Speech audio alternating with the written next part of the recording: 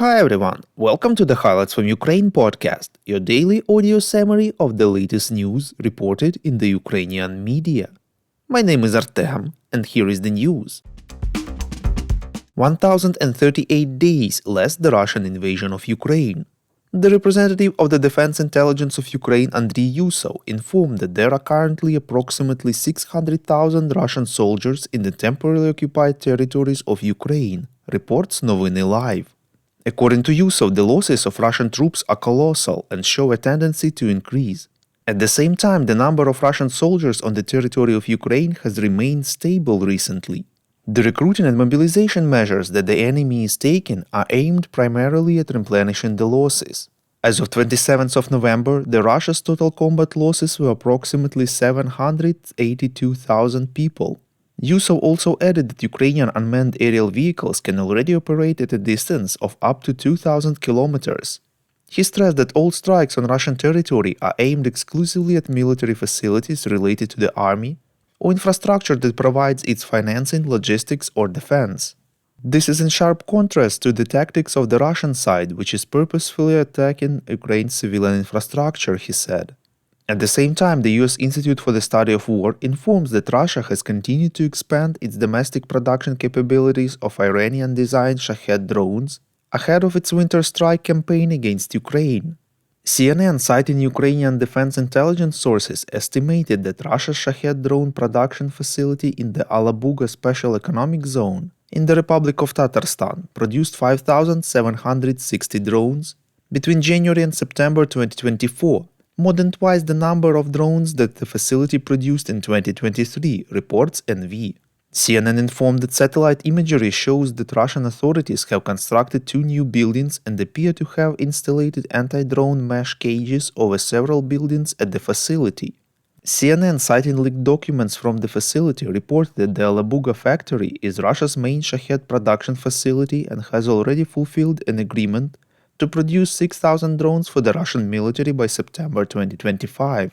Sources in Ukraine's defense intelligence told CNN that the Alabuga facility began producing low-tech decoy drones that resemble Shahed drones and that Russian forces used these decoys to overwhelm Ukrainian air defense systems in summer 2024. The sources told CNN that Russia intends to produce 10,000 decoy drones by the end of 2024, almost double the number of Shahed strike drones, since decoy drones are 10 times cheaper to produce than armed Shahed strike drones. Russia has also constructed a train station near the facility with a direct rail connection between Russia and China, which Ukrainian intelligence officers stated could be used to deliver components required for drone production from China. President of Ukraine Volodymyr Zelensky held a meeting of the staff yesterday. In his evening video address, the president said that there was a separate report from Commander-in-Chief Alexander Syrsky regarding the front. The Donetsk areas are the most intense, as well as Zaporizhia, Kherson, and the Kharkiv region. Talking about the Kursk region's developments, Zelensky said that the North Korean military is involved in the fighting and have mass losses. Quote, "We can see that the Russian military and the North Korean enforcers have no interest in the survival of these Koreans at all. Everything is arranged in a way that makes it impossible for us to capture the Koreans as prisoners. Their own people are executing them, there are such cases. And the Russians send them into assaults with minimal protection. Today we received reports on several soldiers from North Korea. Our warriors managed to capture them, but they were seriously wounded and could not be resuscitated," unquote, said the head of state. He stressed that the Korean nation should not lose its people in the battles in Europe, and this can be influenced particularly by Korea's neighbors, especially China. If China is sincere in its statements that the war should not escalate, it must exert appropriate pressure on Pyongyang. We would really appreciate if you could recommend us to your friends and family, as well as share information on social media. This way more people would learn about the podcast and truth about Russia's invasion of Ukraine. Meanwhile, Bloomberg quotes anonymous US officials who believe that should Russia intensify its efforts to push Ukrainian forces out of Kursk Oblast from the start of the new year, the Ukrainian armed forces may need to retreat by spring 2025 to avoid encirclement, reports LBUA.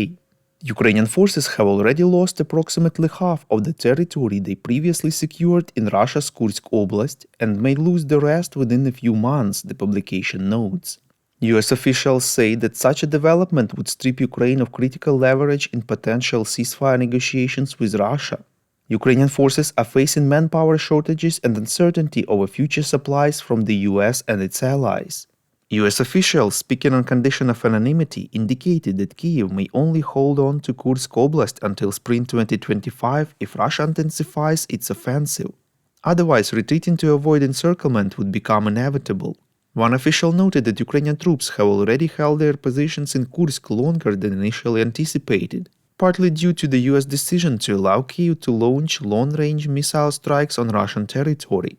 Another official suggested that Ukraine never intended to maintain control over Kursk, meaning that a retreat could still be framed as a tactical success. Two US officials expressed hope that President Volodymyr Zelensky would order the withdrawal early enough to avoid significant losses. Despite the potential withdrawal, the invasion has inflicted considerable losses on both Russian and North Korean troops. The official said North Korea could provide about 8,000 more troops to support Russia's efforts by spring, but added that this estimate could be of low confidence.